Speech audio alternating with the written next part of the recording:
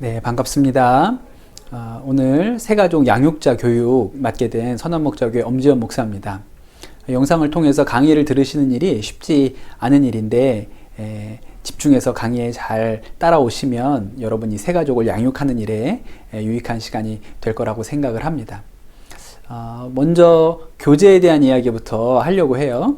여러분이 선한목자교회에 오셔서 새가족 과정을 밟으셨거나 또 새가족을 양육해 본 경험이 있는 양육자시라면 이 교재를 사용하셨을 거예요. 그런데 이제 새로운 개정판이 나왔습니다.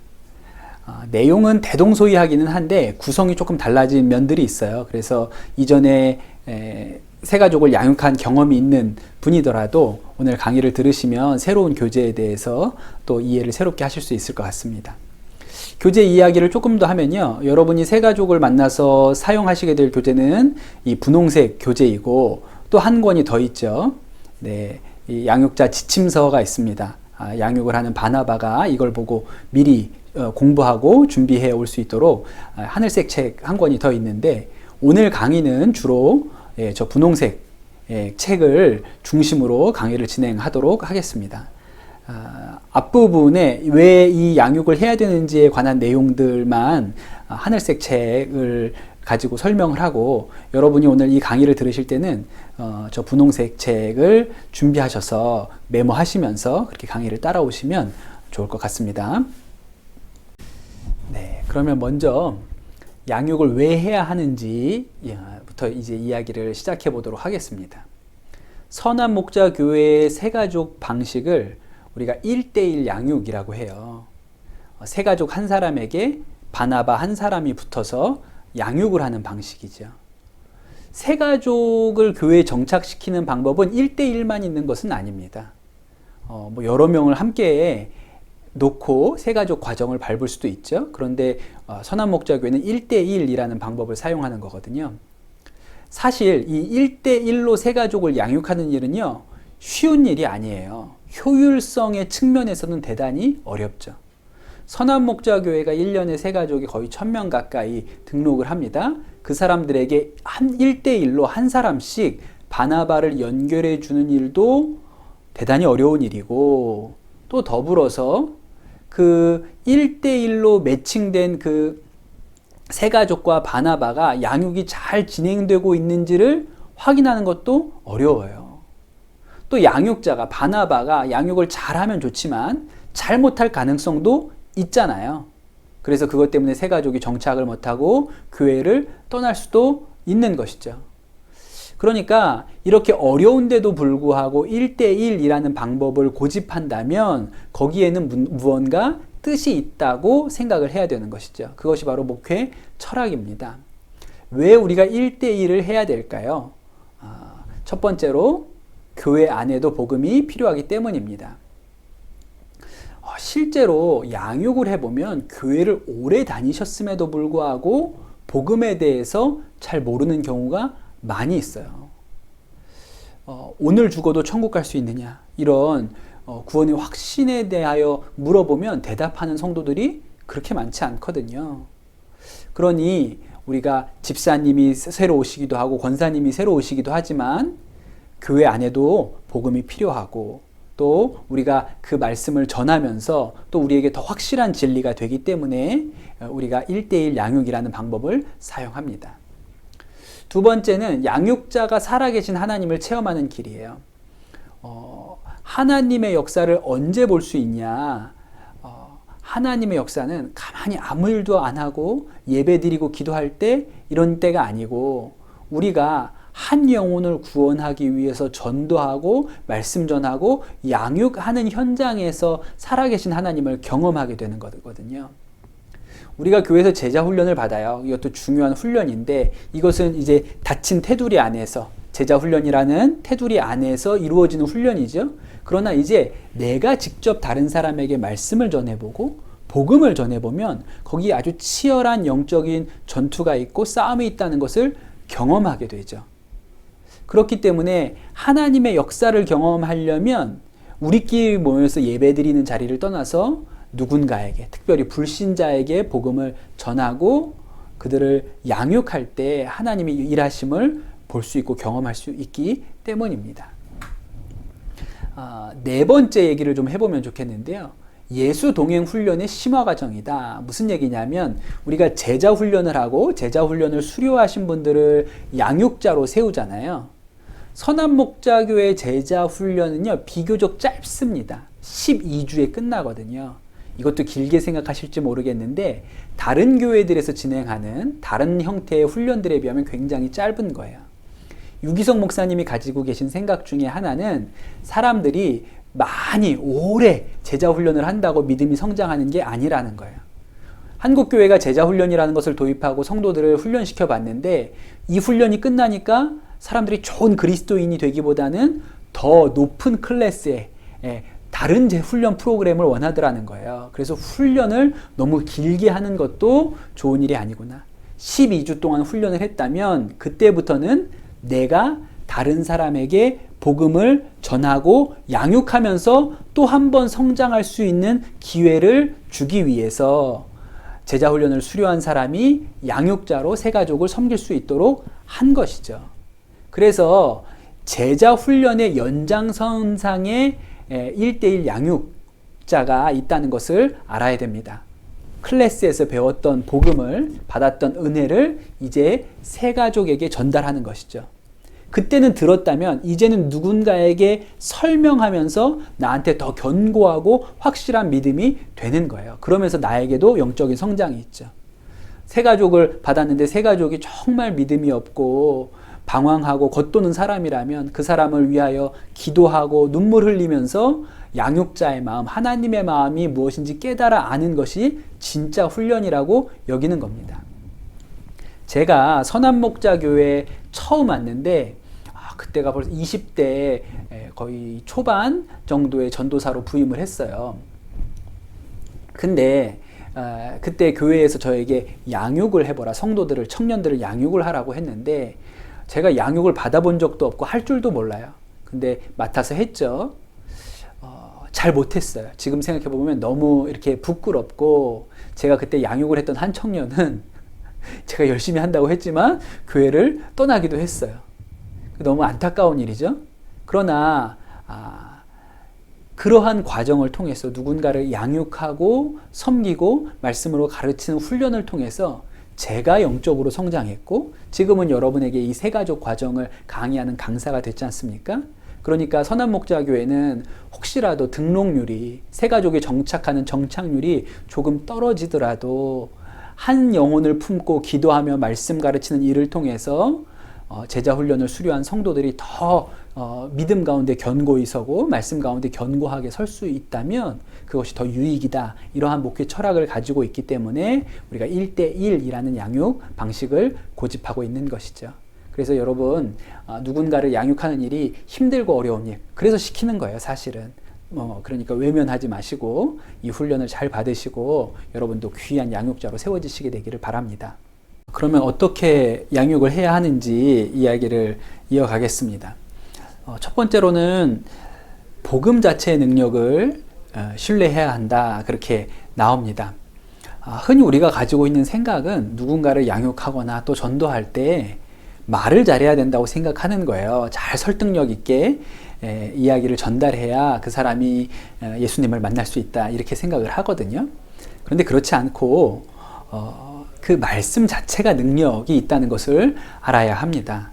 하나님의 말씀이기 때문에 그 말씀을 통해서 성령님이 역사하는 것이죠. 우리는 전달자에 불과해요. 도리어 말 잘하는 것 때문에 문제가 되는 양육의 경우도 많이 있습니다. 너무 자기 이야기를 많이 해서. 그래서 우리가 양육할 때는 그렇게 하지 마시고 책을 그대로 읽으시라. 새가족과 바나바가 번갈아 가면서 책을 읽으시도록 그렇게 권해드리죠. 방식은 이따가 설명을 드리겠습니다. 그래서 내 말, 내 언변에 달려있지 않고 하나님의 말씀이 그 말씀 자체로 능력이 있다는 것을 꼭 기억해 주세요. 그리고 양육을 할 때 사랑의 마음으로, 내가 저 새 가족을 마음을 다해 사랑해야지 라는 마음으로 양육을 하셔야 한다는 것입니다. 그렇지 않은 경우들도 있어요. 그냥 주어진 의무이기 때문에 하기도 하고, 혹은 안 좋은 경우 중에 새 가족에게 내가 지금 다단계 어디 회사에 속해 있는데 물건을 팔기 위해서 이렇게 하시는 경우들도 있기 때문에 양육 대상자를 사랑하는 마음이 동기가 되어야 된다 말씀을 드리겠습니다. 그리고 이것이 내 능력이나 내 힘에 달려있지 않고 말씀과 성령의 능력에 달려있는 것이라면 무엇 해야 되냐면 기도로 그 세 가족의 영혼을 움직일 수 있어야 한다는 것이죠. 그래서 간절히 기도하는 것 무엇보다도 중요하겠습니다. 네, 이 정도 말씀을 드리고 양육자가 지켜야 될 유의사항에 대해서 말씀을 드리면 세 가족을 만났을 때 세 가족과 양육자 바나바가 다른 책을 가지고 있으면 안 됩니다. 학교에서도 선생님이 교사용 지도자료를 가지고 공부를 시키면 저 선생님이 잘 모르는구나 이렇게 생각한단 말이에요. 그래서 늘 이 분홍색 책을 가지고 같이 공부를 하셔야겠습니다. 예, 꼭 기억하세요. 양육자라고 지침서를 들고 가면 안 되겠습니다. 지침서는 집에서만 사용하시는 겁니다. 두 번째, 1대1로 진행해야 돼요. 그리고 한 과씩만 해야 합니다. 가끔 보면 부부를 세 가족하고 매칭 시켜드릴 때가 있어요. 그러면 아내 집사님이 저는 너무 이렇게 말을 잘 못해서 저희 남편이 알아서 하실 거예요. 그래가지고 남편이 그 세 가족 부부를 동시에 양육한다? 이런 일을 하시면 안 되고 1대1로 진행하셔야 되고 또 지난 시간에 못했으니까 오늘은 두가 나갈게요. 이렇게도 안 되고 꼭 한 과씩만 나가도록 합니다. 예. 그렇게 여러 과를 한 번에 할 수 있으면 하루에도 끝낼 수 있어요. 근데 그렇게 하시면 안 됩니다. 네 번째는 양육자는 양육이 다른 것보다 우선하게 생각하셔야 돼요. 양육자에게 당신이 존중받고 있다. 우리 교회가 당신이 교회 온 것에 대해서 굉장히 중요하게 여기고 있다라는 느낌을 주는 것이거든요. 그래서 다른 일 다 하고 나서 양육을 하는 게 아니라 다른 모든 만남과 모임에 우선해서 양육을 하셔야겠습니다. 또 한 가지는 태도에 관한 것인데요. 양육자가 양육을 하면서 세 가족에게 교회나 사회에서 일어나는 문제들에 대해서 많이 언급하시는 것이 그렇게 좋지 않습니다. 예. 요새 정치적인 문제들 때문에도 교회 안에 어려움들이 많은데 그런 이야기는 가급적 삼가시는 게 좋겠어요. 교회 안에도 이런저런 문제들이 있습니다. 그러나 새 가족을 양육할 때는 긍정적인 자세를 보여주셔야겠어요. 그분도 교회 다니다 보면 이런 문제들이 있구나 라고 저절로 알게 되는데 그것을 미리 바나바가 설명해줘서 교회에 대하여 부정적인 인식을 심어드릴 이유는 없겠죠. 그러니까 꼭 기억하셔서 긍정적인 태도로 양육을 해주시기를 바랍니다. 처음 만났을 때 세 가족이 세례를 받은 분인지 안 받은 분인지를 확인하는 것은 굉장히 중요하고 그것에 따라서 나중에 이분이 이제 등록이 될 때 세례를 받으셔야 되는지 여부가 또 결정이 됩니다. 그래서 만났을 때는 세례 유무를 확인하여서 교구 목회자한테 알려주시기를 부탁을 드립니다.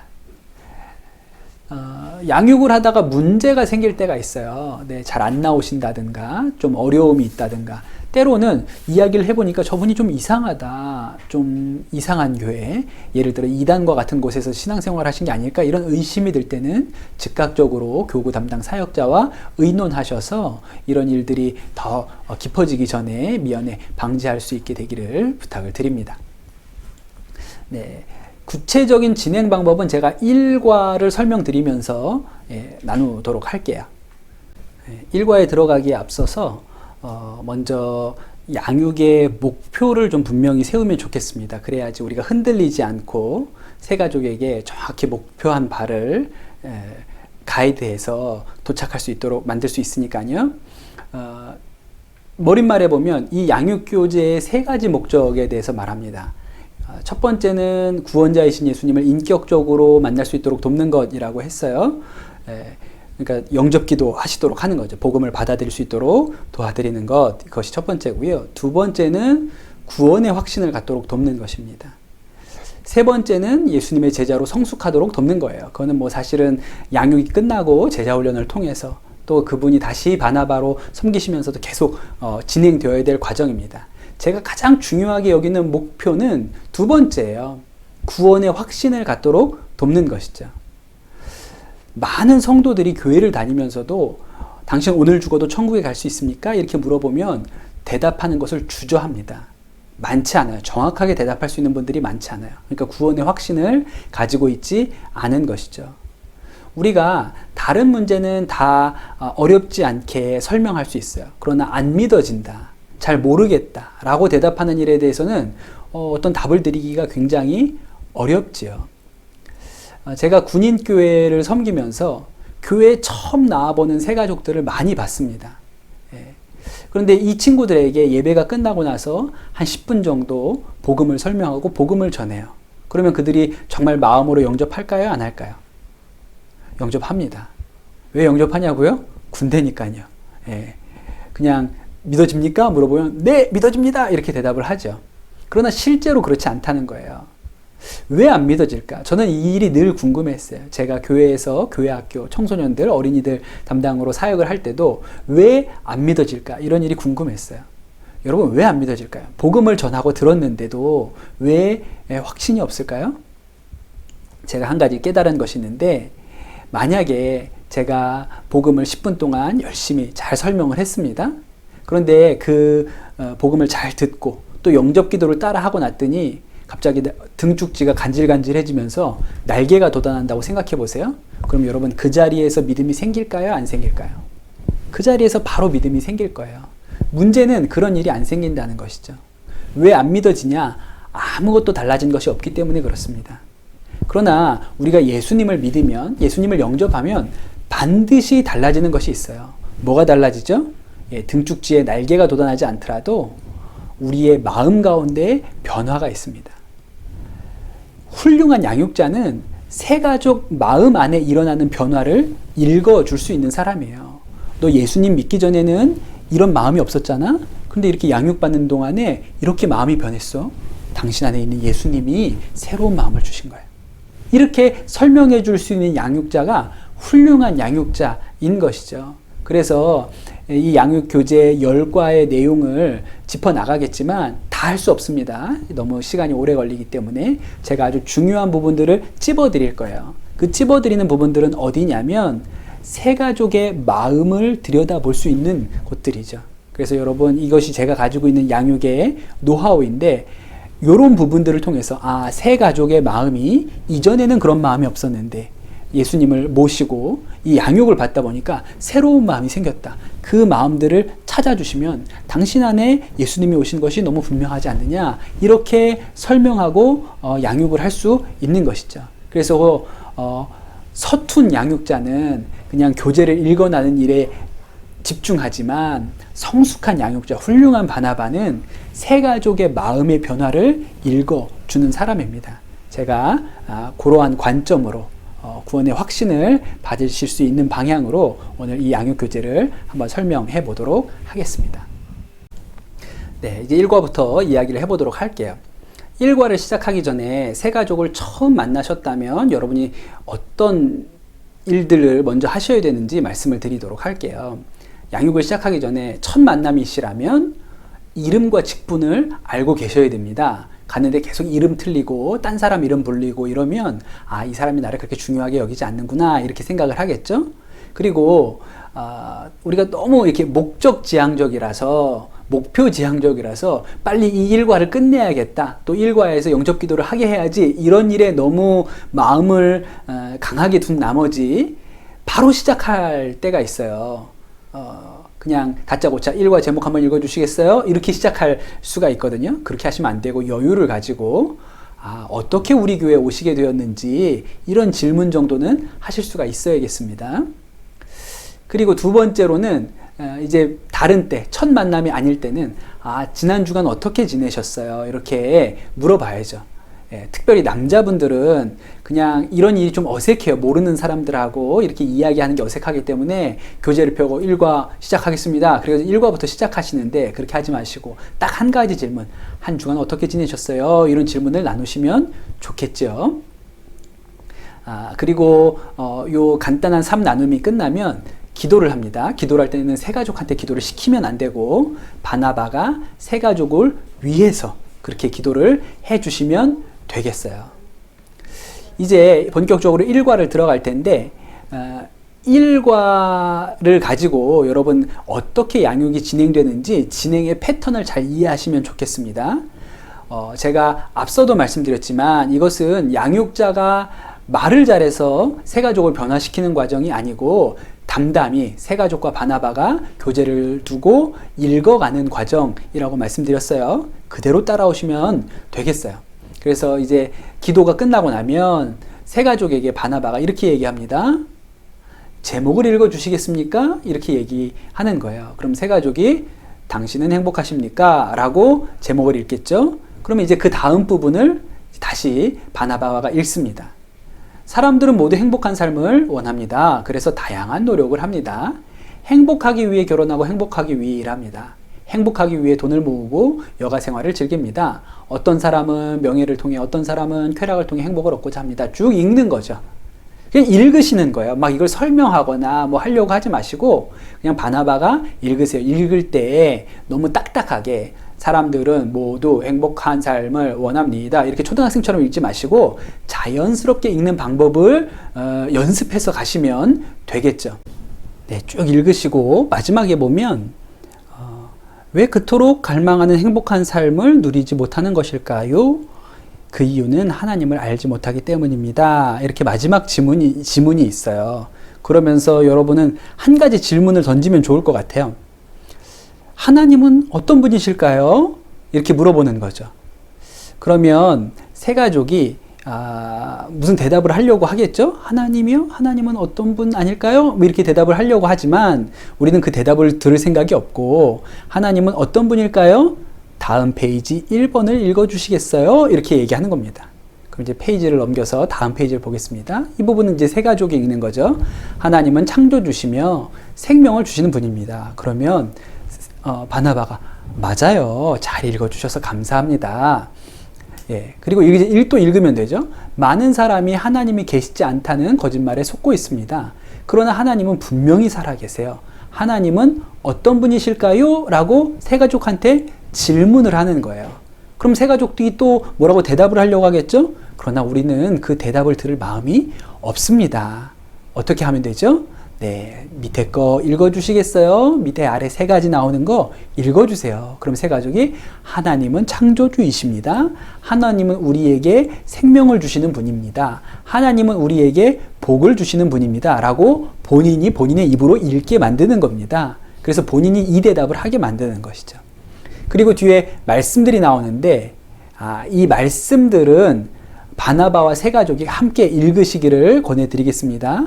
우리가 처음에 얘기한 것처럼 말씀 자체에 능력이 있어요. 그러니까 말씀이 나올 때는 새 가족과 바나바가 함께 읽으시면 되겠죠. 그러면 또 질문이 나오죠. 그러면 하나님과의 관계가 왜 끊어졌을까요?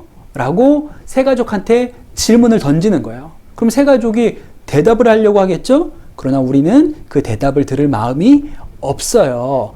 바로 2번 읽어주시겠어요? 그럼 새 가족이 하나님과의 관계가 끊어진 이유는 우리의 죄 때문입니다. 라고 대답을 하시게 되는 거예요. 양육이 어떻게 진행되는지 아시겠어요? 네, 이러한 패턴으로 가는 겁니다. 그러니까 둘이서 뭘 설명하고 설득하고 하는 게 아니고 번갈아 가면서 교재를 읽는데 내가 읽어야 될 부분과 새 가족이 읽어야 될 부분을 잘 나눠 놓으시면 이 교재를 진행해 나가시는데 큰 어려움이 없으십니다. 그리고 나서 이제 바나바가 또 읽죠. 모든 사람은 죄인입니다. 세상의 모든 사람이 죄를 짓습니다. 죄를 짓지 않는 사람은 단 한 사람도 없습니다. 그렇게 이야기를 하죠. 그리고 말씀은 같이 읽으라고 말씀을 드렸어요. 그리고 나서 또 질문을 던져요. 그렇다면 왜 모든 사람이 죄를 지을까요? 라고 물어보면 새 가족이 또 뭐라고 대답을 하려고 하겠지만 우리는 그 대답을 들을 마음이 없어요. 2번, 가로 2번 읽어주시겠어요? 그러면 새 가족이 죄의 뿌리가 있기 때문입니다. 라고 대답을 하죠. 그러면 우리는 맞아요. 죄의 뿌리가 있기 때문이에요. 그리고 사람들이 죄 안 지으려고 해도 죄를 짓는 이유는 죄의 뿌리가 있기 때문이에요. 이렇게 그 말을 대답하듯이 받아주면서 또 읽어 나가면 되겠습니다. 네, 마지막에 또 성경 말씀은 같이 읽으시고요. 여기에서 제가 양육의 목적이 구원의 확신 가운데 있다고 했는데 변화는 마음에서 온다 그랬잖아요. 그 마음을 다룰 부분이 이 부분에 있습니다. 그들이 마음의 하나님 두기를 싫어한다 그랬고 마음대로 살게 내버려 두었다 그랬어요. 그러니까 마음이 중요하잖아요. 세 가족이 태어나서 처음으로 모든 사람이 죄인이고 나 또한 죄인이다 라는 이야기를 들을 때 이것이 거북할 수도 있죠. 왜 내가 죄인이야? 이렇게 생각하는 것도 충분히 가능한 일입니다. 그런데 바로 이때 우리가 생각을 더 확장시켜 나아갈 수 있는 것이죠. 마음을 들여다볼 수 있는 거예요. 제가 팁을 하나 드리자면 이러한 팁을 드립니다. 그림을 보세요. 이 그림을 가지고 해볼게요. 저는 이 그림을 설명하면서 이러한 질문을 한번 해봐요. 성도님, 누구누구 집사님, 누구누구 성도님, 사랑하는 일이 쉬우세요? 아니면 미워하는 일이 쉬우세요? 대부분의 사람들이 미워하는 일이 쉽다고 말할 겁니다. 사랑은 노력해도 쉽지 않아요. 내 자식도 사랑하는 게 어렵고 그렇게 사랑한다고 생각했던 배우자도 미울 때가 많죠. 반면에 미워하는 건요, 노력할 필요가 없어요. 저절로 됩니다. 사랑은 어렵고 미워하는 건 저절로 돼요. 그러나 사랑이 좋은 것이라는 것은 누구나 알고 있죠. 그러나 사랑은 노력해도 잘 되지 않습니다. 그게 우리의 마음에 있는 거예요. 이상하지 않나요? 처음부터 우리의 마음에 죄의 뿌리가 있기 때문이에요. 이렇게 우리의 마음을 설명하는 것이죠. 또 뭐 더 예를 든다면 정직, 온유, 겸손 이렇게 좋은 것들은 다 노력해도 잘 안 되고 교만, 분노, 화, 미움 이런 일들은 다 저절로 되죠. 그게 처음부터 우리의 마음이 죄의 뿌리가 있다는 이야기입니다. 그런 것이죠. 우리의 마음을 상대방 세 가족의 마음 안에 있는 것을 다 건드려 줄 필요가 있어요. 이렇게 죄에 대해서 설명하실 수 있겠습니다. 그렇게 죄의 문제에 대해서 다 설명을 했어요. 그리고 나서 물어보죠. 바나바가 이렇게 물어보는 거예요. 이 죄의 문제를 어떻게 해결할 수 있을까요? 라고 이런 질문은 본인이 만드시는 거예요. 있을까요? 라고 물어보는 거예요. 그러면 그 세 가족한테 4번 읽어주시겠어요? 하시면 하나님과 끊어진 관계를 회복하는 것이 구원입니다. 그렇게 읽겠죠. 그리고 또 바나바가 읽습니다. 하나님과의 관계가 회복되려면 죄의 문제가 해결되어야 합니다. 죄의 문제가 해결되어 하나님과 관계를 회복하는 것을 구원이라고 부릅니다. 그러면 어떻게 하나님과의 관계를 회복할 수 있을까요? 라고 물어보죠. 세 가족한테. 세 가족이 뭐라고 대답하려고 하겠지만 우리는 대답을 들을 마음이 없어요. 1번 읽어주시겠어요? 그럼 세 가족이 예수 그리스도는 하나님과의 관계를 회복하는 유일한 길입니다. 본인 입으로 그렇게 대답을 했어요. 그럼 우리는 맞아요. 하나님께서 우리의 죄의 문제를 해결하시고 구원하시기 위해서 자신의 아들을 이 땅에 보내주셨습니다. 우리가 구원을 얻을 수 있는 길은 예수님밖에 없습니다. 이렇게 대답을 하는 것이죠. 이렇게 구원에 대해서 또 번갈아 가면서 읽으면서 쭉 설명해 나가시면 되겠습니다. 교재가 제가 보니까 인도자용 지침서에 아주 복잡하게 이 과정이 나와 있어요. 그런데 설명도 대단히 많아졌어요. 이게 많이 바뀌었더라고요. 지금 옛날에 1과와 2과가 합쳐져서 새로운 교재는 1과가 되었어요. 그래서 1과 분량이 많고 1과를 잘 설명하기 위해서 여러 가지 설명을 덧붙였는데 사실 읽으면 더 좀 부담스럽고 이걸 내가 어떻게 하지? 이런 생각이 드실 수도 있어요. 한번 보세요. 그래서 꼭 보지 않으시더라도 내가 읽어야 하는 부분과 세 가족이 읽어야 하는 부분이 어떤 것인지 잘 나누셔서 머릿속으로 요걸 질문하고 요걸 대답하게 해야겠구나 라고 여러분 교재에 잘 메모를 해 가시면 다 할 수 있습니다. 설명 많이 안 하셔도 돼요. 설명 많이 안 하셔도 되니까 그냥 책을 번갈아 가면서 읽는다고 생각하시고 그 준비를 해서 세 가족을 만나시면 되겠습니다. 그리고 마지막으로 넘어가면 제일 긴장되는 순간이죠. 영접 기도를 하시도록 초청하는 부분이 나옵니다. 다음과 같은 방법으로 예수님을 영접할 수 있습니다. 첫째, 죄인임을 인정하십시오. 자신에게 구원자가 필요함을 인정해야 합니다. 당신이 죄인이라는 사실을 인정합니까?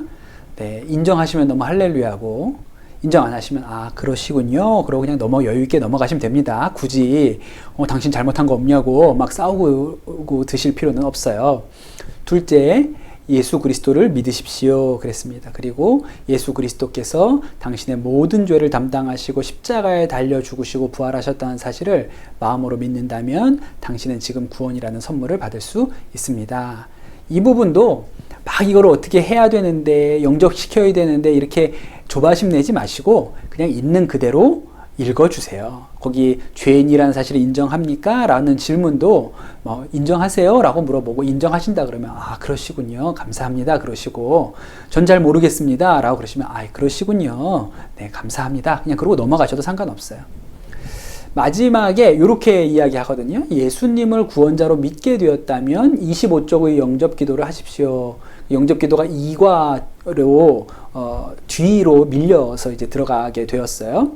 믿게 되었다면 이렇게 전제를 하는데 요거를 제가 조금 팁을 드릴게요. 사실 새가족은요, 내가 믿게 된 건지 안 된 건지 잘 모릅니다. 내가 지금 와가지고 이거 교육까지는 한 과를 배웠는데 이게 믿는 건가? 안 믿는 건가? 알까요? 잘 모르죠. 그렇기 때문에 믿게 되었냐라고 물어보면 대답하기가 굉장히 어려워요. 그래서 믿게 되었냐고 물어보지 말고 마음을 물어보는 게 훨씬 대답하기가 쉽죠. 이렇게 물어보는 게 좋아요. 예수님을 믿고 싶은 마음이 생기셨어요? 저랑 같이 이 한 과를 쭉 나누셨는데 마음에 예수님 한번 믿어보고 싶네? 혹시 이런 생각이 드셨어요? 그거는 믿어지는 게 아니라 지금 내 마음 상태를 말하는 것이기 때문에 그냥 물어보는 것이죠. 물어보는 거예요. 마음 상태가 어떠냐고 물어보는 거예요. 마음이 들었을 수도 있고 아닐 수도 있죠. 근데 그런 마음이 조금 생겼어요 라고 말하는 것이 훨씬 쉽습니다. 그렇기 때문에 믿고 싶은 마음이 생겼습니까? 라고 물어보고 만약에 그런 마음이 드셨다면 저랑 영접 기도를 따라 하시죠. 이렇게 물어보는 것이 새가족한테 대답하기가 훨씬 부드럽고 편합니다. 그래서 이렇게 물어보시면 조금 더 여유 있게 요 첫 과를 마무리하실 수가 있을 거예요. 네, 두 번째 과부터는 다음 영상에서 또 연이어서 설명드리도록 하겠습니다. 감사합니다.